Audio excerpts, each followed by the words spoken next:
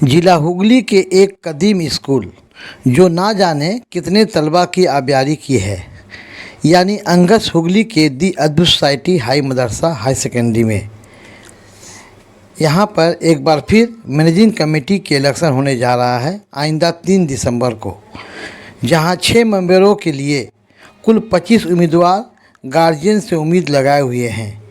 ये कोई सियासी इलेक्शन नहीं बल्कि स्कूल को सही तौर से चलाने और उसकी तामीर और तरक्की के लिए कमेटी की तश्कील करेंगे।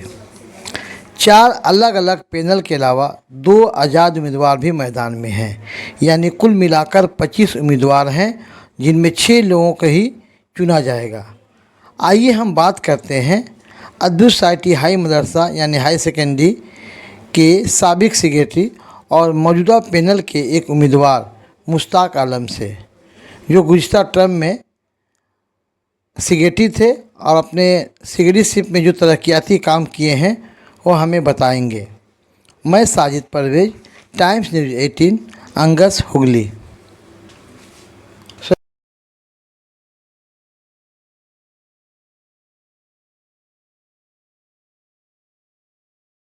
मारूफ इदारा यानी ज़िला हुगली के मारूफ स्कूल दी अद्भुत सोसाइटी हाई मदरसा का आइंदा 3 दिसंबर यानी आने वाले 3 दिसंबर को मैनेजिंग कमेटी का इलेक्शन होने जा रहा है, जिसमें कुल 25 उम्मीदवार इसमें हैं। यानी मैनेजिंग कमेटी के 6 ओहदा के लिए 6 पोस्ट के लिए 25 लोग माने इसमें हिस्सा ले रहे हैं और 3 दिसंबर को उनका इलेक्शन होने वाला है।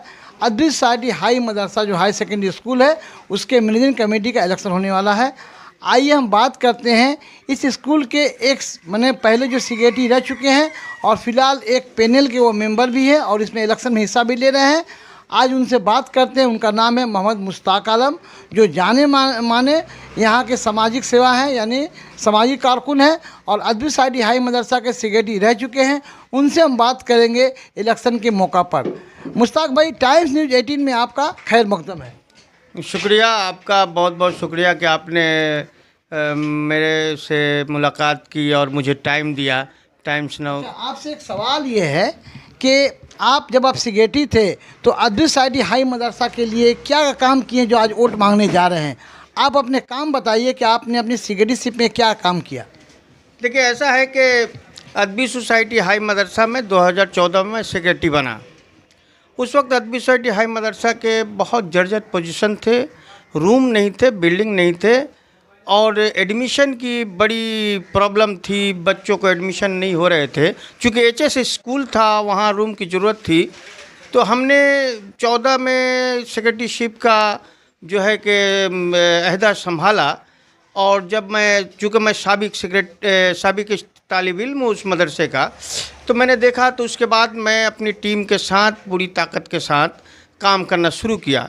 तो 2014 में मैं सेक्रेटरी बना और 14 के बाद से कंस्ट्रक्शन का काम जो मैंने किया, तो हमारे आप जानते हैं कि हमारे लोकल एमएलए अब्दुल मन्नान साहब और राउंड टेबल इंडिया जो कि एक एनजीओ है, उन लोगों से मैंने मुलाकात की। उसके बाद में फिर गवर्नमेंट वेस्ट बंगाल, क्योंकि सबसे बड़ी प्रॉब्लम ये थी कि हमारे स्कूल में 2006 से 2014 तक ऑडिट नहीं था, तो फंड नहीं आ रहे थे। और उससे पहले जो लोग थे कमेटी में थे, जैसे कि साबिक काउंसलर उमर अंसारी सेक्रेटरी थे, ऑडिट क्यों नहीं हो रही थी वो बताएंगे। तो ऑडिट नहीं था, तो मैं पहला काम किया ये कि ऑडिट के लिए दरख्वास्त की और अद्भुत सोसाइटी हाई मदरसा में 2006 से 2014 तक का ऑडिट एक बार हुआ। उसके बाद 2021 तक का ऑडिट हम हर साल रेगुलर ऑडिट कराते रहे और जिसका वजह ये था कि फ़ंड आना शुरू हुआ हमारे अद्भुत सोसाइटी हाई मदरसा में हम शुरू किए। और टोटल अद्भुत सोसाइटी में आज मैं 7 बरस सेक्रेटरी रहा, तकरीबन करोड़ों रुपए का सिर्फ कंस्ट्रक्शन का काम किया है, जिसमें अब्दुल मन्नान साहब का 10 लाख का फंड था, वो राउंड टेबल इंडिया के तकरीबन 20 लाख के फंड थे। उसके बाद आपका जो है कि सर्व शिक्षा अभियान से फंड आया और तमाम फंड आने लगे और काम होने लगा। तो मैं पूरे स्कूल को, जो पुराने बिल्डिंग थे उनको भी तोड़कर उसको नई शक्ल दी और पूरे स्कूल को और रूम बनाया, बड़े बड़े रूम बनाया, जिसमें तकरीबन 200 बच्चे, 150 बच्चे, चूँकि अंगस और चपदानी का वो वाहिद इदारा है जिसमें इतने बच्चे आते हैं। अभी रोल स्टैंड तकरीबन 2200 है। 2200 बच्चे कहाँ बैठेंगे, रूम नहीं रहेगा तो रूम, सबसे पहले हमने रूम का काम किया और तमाम रूम को बड़े बड़े रूम में तब्दील किया। उसके अलावा मौलाना आज़ाद ऑडिटोरियम बनाया, उसमें अदबी सोसाइटी हाई मदरसा में, जिसमें सोशल और कल्चरल प्रोग्राम होते हैं। उसके बाद में अदबी सोसाइटी में लेटरिन के बहुत प्रॉब्लम थे। एक पेशाब खाना था। मैं जब नए बिल्डिंग बनाने शुरू किए तो उसमें फ्लोर वाइज लेटरिन बनाया और पूरी गर्ल्स सेक्शन को उस बिल्डिंग में शिफ्ट कर दिया। चूँकि पहले लड़के को एजुकेशन स्कूल जॉइंट पढ़ते थे तो गर्ल्स सेक्शन को 5 से 12 तक उस बिल्डिंग में कन्वर्ट किया और वहाँ सिर्फ लड़कियाँ पढ़ती हैं और फ्लोर वाइज लेटरिन का इंतज़ाम किया मैंने। उससे पहले अदबी सोसाइटी में सिर्फ एक पेशाब खाना था और उसी में बच्चे अपना ये हाजत पूरी करते थे। और बच्चियों की तो हाल बहुत ख़राब थी, बच्चियां बाहर के दूसरे के घरों में जाया करती थी, ये बात थी। लेकिन अब मैंने फ्लोर वाइज, लड़कियों के लिए फ्लोर वाइज, हर फ्लोर में 5-6 पेन का लेटरिन का इंतज़ाम मैं किया हूँ। उसके अलावा मैंने अपने ज़माने में, हमारे बच्चों को सबसे बड़ी प्रॉब्लम थी कि इलेक्ट्रिक की प्रॉब्लम थी। हुगली ज़िला में पहला वाहिद अदबी सोसाइटी हाई मदरसा है जिसमें सोलर पैनल तकरीबन 25 लाख रुपए के बड़ा प्रोजेक्ट, सोलर पैनल का इंतज़ाम किया। उसमें सोलर पैनल लगे। आज जो है, जो 16,000-17,000 रुपये अदबी सोसाइटी में इलेक्ट्रिक बिल आते हैं थे, वो अब सिर्फ 1,000-1,500 रुपये इलेक्ट्रिक बिल आते हैं। ये बहुत बड़ा काम मेरा था। सोलर सिस्टम लगाने से बिजली की बचत हुई, मतलब बिजली के बिल भी नहीं आया। और बच्चों को बार बार इलेक्ट्रिक चल जाना, पंखा बंद हो जाना, ये शिकायत थी। आज जो है कि 1 मिनट इलेक्ट्रिक नहीं जाता है और उस सोलर पैनल से स्कूल जो है, आप समझ लीजिए कि 2200 बच्चों के स्कूल जो है कि उसी सोलर पैनल से चलता है। स्कूल का रिजल्ट कैसा होता है आपका, हाई सेकेंडरी का या 10 का? देखिए, हम लोग जब 14 में आए हैं अदबी सोसाइटी हाई मदरसा में, तो मेरा मकसद ये था कि डिसिप्लिन वगैरह का काम जो है स्कूल का मेन मकसद होता है। तो डिसिप्लिन हुआ, टीचरों को मुहर्रिक किया। उसके बाद आप जानते हैं कि कंटिन्यू अदबी सोसाइटी हाई मदरसा में तकरीबन 90%, 92% रिज़ल्ट होने लगे। उसके अलावा हमारे बच्चे टॉप 10 में आने लगे। टॉप 10 में, आप तो जर्नलिज़्म के काम करते हैं, अखबारों में देखते हैं कि हर साल टॉप 10 में हमारे बच्चे आते हैं, स्टूड होते हैं हमारे बच्चे। और पढ़ाई की जो पोजीशन है बहुत अच्छी है। चूँकि हमारे स्कूल में टीचर की कमी है, 2200 रोल स्टैंड है, टीचर की कमी है, तो पार्ट टाइमर 10 पार्ट टाइमर हम लोग रखे हैं। पहले पार्ट टाइमर को साबिक जो कमेटी थी हमसे पहले, वो 1,000 रुपया दिया करती थी। मैं जिस दिन अदबी सोसाइटी में इन किया एज ए सेक्रेटरी, मैं उसी दिन पार्ट टाइमरों का 2,000 किया। उसके बाद 3,000 रुपये हो गए पार्ट टाइमर। तो किसी तरह रिक्वेस्ट करके, वो उनका खिदमत है कौम के लिए, जो पार्ट टाइम में पढ़ाते हैं, वो पैसा बड़ी बात नहीं है। वो जो भी टीचर हैं कौम के बच्चों को पढ़ाते हैं, वो उनका खिदमत है कौम के लिए, वो करते हैं। अच्छा, अब चूँकि आप तो फिर नया इलेक्शन होने वाला है, आपने अपने काम को गिनाया, आपने फला मेरा काम है, एक और मेरा काम है जो बहुत अहम काम है। जैसा आप जानते हैं कि सेंट्रल गवर्नमेंट की तरफ से 2019 में डीएलएड के लिए हमारे स्कूल मदरसे को भी चुना गया था। तो डीएलएड के लिए तकरीबन 30 बच्चे डीएलएड के लिए हमारे बच्चे वहाँ से अपीयर किए और वहाँ से डीएलएड किए। तो चूँकि मैं सेक्रेटरी था, मेरा एक रिकमेंडेशन उनके लिए वे बहुत काम के अहम थे। तो डीएलएड के एडमिशन वगैरह में, डीएलएड करने में उनको ये मिलता था, इजाज़त मिलता था। तो मैंने तकरीबन अदबी सोसाइटी में 25 से 30 बच्चों का डीएलएड करवाया।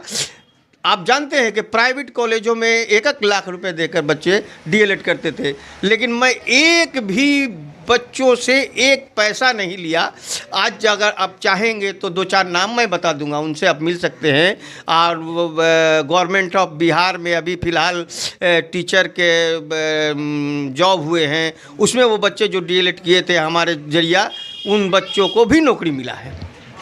ये मेरे लिए बहुत खुशी की बात है। डीएलएड किए तो बच्चे स्कूल में पढ़ा रहे थे ना? हाँ, हमारे स्कूल में पार्ट टाइमर टीचर थे, तो पढ़ा रहे थे, तो उनको मैंने ये काम किया। चूँकि वो कौम की खिदमत कर रहे थे, तो मैंने किसी से भी कोई पैसे तलब नहीं किए और उनको डीएलएड कराया।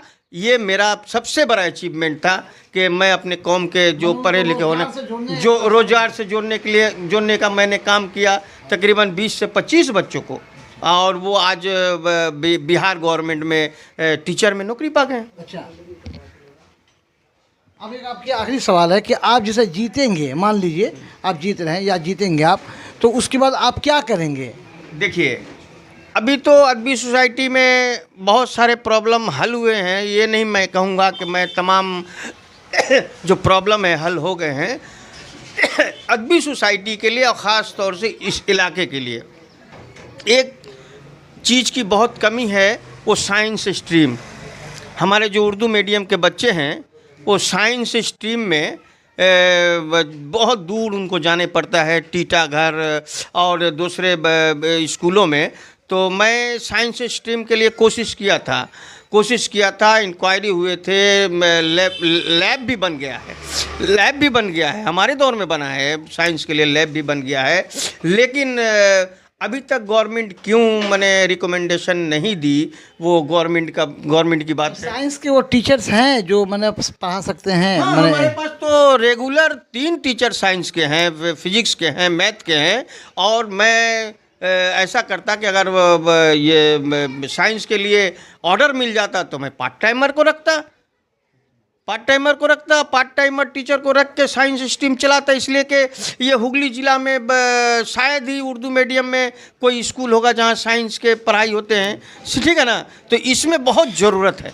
आप अपने जीतने के बाद आपका सबसे पहला जो तरजीह काम करेंगे कि साइंस का शोबा कायम करेंगे। अच्छा, क्या गार्जियन से क्या उम्मीद लगाए हैं? चूँकि आप सेक्रेटरी रह चुके इससे पहले, तो गार्जियन से क्या उम्मीद लगाए बैठे हैं? देखिए, गार्जियन जो हैं वो खुश हैं हमारे काम से, और मुश्ताक आलम अपने सेक्रेटरीशिप में जो काम किया है, तो गार्जियन से मेरा पूरा उम्मीद है कि गार्जियन मुझे दोबारा लाएंगे। आपके पैनल के सभी लोग जीतने की उम्मीद है आप करते हैं? सभी लोग जीतेंगे, इसलिए कि हमारे पैनल में अच्छे लोग हैं।